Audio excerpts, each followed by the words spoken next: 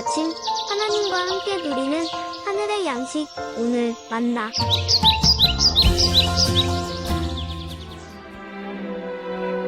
이스라엘 자손이 애굽 땅을 떠난 지 3개월이 되던 날 그들이 시내 광야에 이르니라. 그들이 르비딤을 떠나 시내 광야에 이르러 그 광야에 장막을 치되 이스라엘이 거기 산 앞에 장막을 치니라.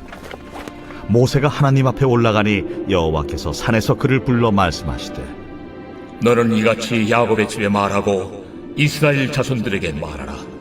내가 애굽 사람에게 어떻게 행하였음과 내가 어떻게 독수리 날개로 너희를 업어 내게로 인도하였음을 너희가 보았느니라. 세계가 다 내게 속하였나니 너희가 내 말을 잘 듣고 내 언약을 지키면 너희는 모든 민족 중에서 내 소유가 되겠고 너희가 내게 대하여 제사장 나라가 되며 거룩한 백성이 되리라. 너는 이 말을 이스라엘 자손에게 전할지니라. 모세가 내려와서 백성의 장로들을 불러 여호와께서 자기에게 명령하신 그 모든 말씀을 그들 앞에 진술하니 백성이 일제히 응답하여 이르되 여호와께서 명령하신 대로 우리가 다 행하리이다.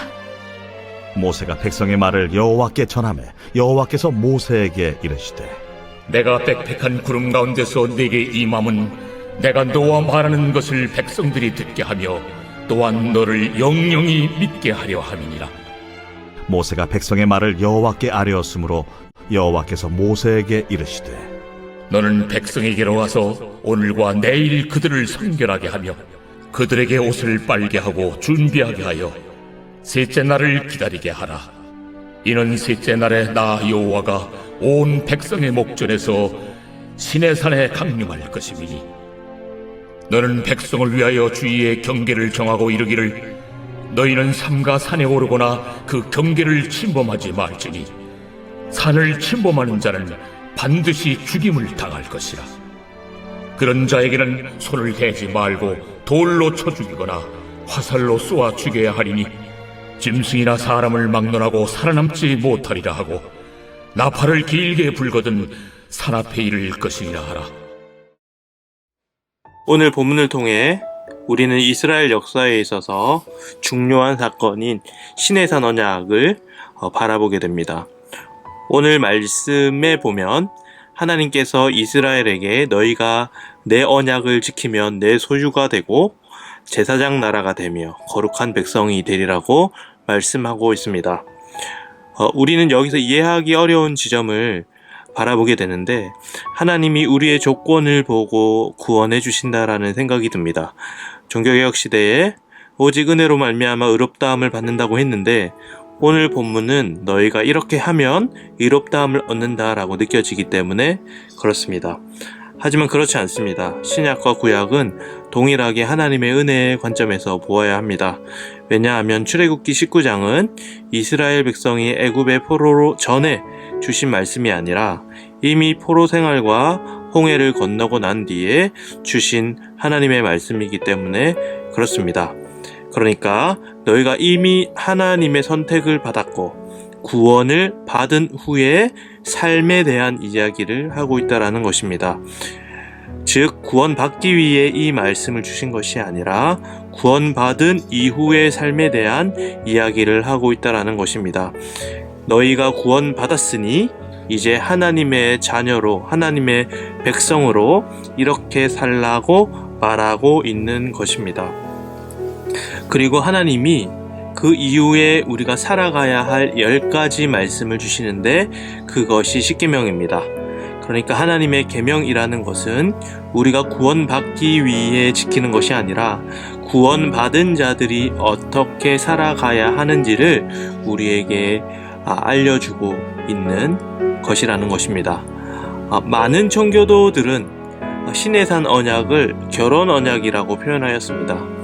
즉 오늘 시내산 언약을 결혼식의 관점에서 보면 훨씬 더 풍성하고 선명하게 다가오게 될 것입니다.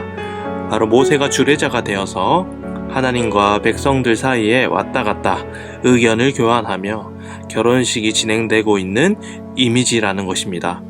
그래서 하나님과 인간이 동등된 입장에서 서로 사랑할 것이라는 것을 우리에게 알려주고 어떻게 살 것인지에 대해서 서로 이야기를 나누는 것이 오늘 시내산 언약입니다. 전능하신 하나님과 유한하고 연약한 인간이 동등된 입장에서 언약을 맺는 것 자체가 우리에게는 참 은혜가 됩니다.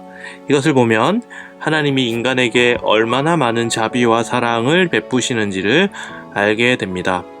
하나님과 우리는 신랑과 신부로서 함께 삶을 살아갑니다. 하나님은 우리를 기계적으로 강제적으로 이끌어 가시는 분이 아니시고 우리에게 스스로 순종할 수 있도록 우리를 인격적으로 끌어가십니다. 이것은 하나님이 우리에게 원하시는 사랑은 억지로 하는 사랑이 아니라 우리의 자발적인 기쁨으로 하는 사랑을 원하신다라는 것을 우리는 늘 기억해야 합니다. 우리에게 있어 하나님의 말씀과 하나님의 법은 우리를 억압하는 도구가 아니라 우리가 정말 즐거이 하나님과 사랑의 교제를 나눌 수 있는 도구임을 우리는 알아야 합니다. 우리의 신앙을 돌아보면 하나님이 나를 받아주시지 않을까봐, 벌 내리실까봐 겁이 나서 하는 순종들이 있습니다. 그러나 우리는 그러한 관점에서 신앙생활을 하면 안 됩니다. 우리에게 있어서 예수 그리스도가 우리를 위해 십자가에 못 박혀 죽으셨고 우리는 하나님의 자녀가 되었기 때문에 우리는 겁이 나서 벌 받을까봐 신앙생활을 하는 것이 아니라 그 은혜에 감사하며 자발적으로 기쁨으로 주님 앞에 순종해야 한다라는 것입니다. 시내산에서 우리에게 주신 법은 우리를 억압하는 법이 아니라 우리를 진정으로 자유롭게 하는 법입니다.